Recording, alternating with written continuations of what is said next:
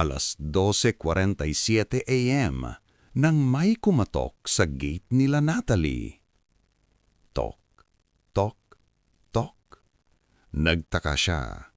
Wala naman siyang in-order, pero may sumigaw sa labas.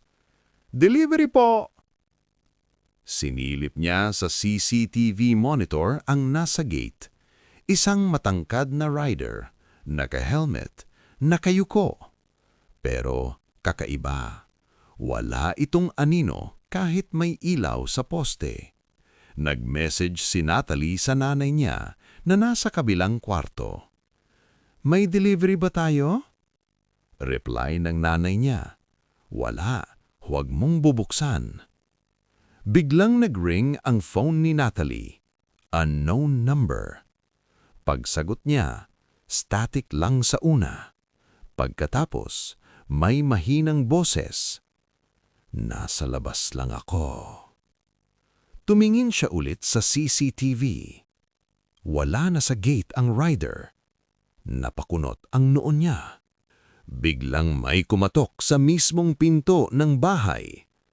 Tok, tok, tok. Mabagal, mabigat. Unti-unting bumukas ang camera feed sa screen niya, pero hindi na ito CCTV view. Front camera na ng cellphone niya. At sa likod niya, sa loob ng bahay, may nakatayo na rider. Wala na ang helmet, mahaba ang dila, maputla ang balat, nakangiti. Isang aswang. Bumulong ito malapit sa tenga niya. Na-deliver na. Kinabukasan, bukas ang pinto ng bahay nila Natalie. May kahon sa sala.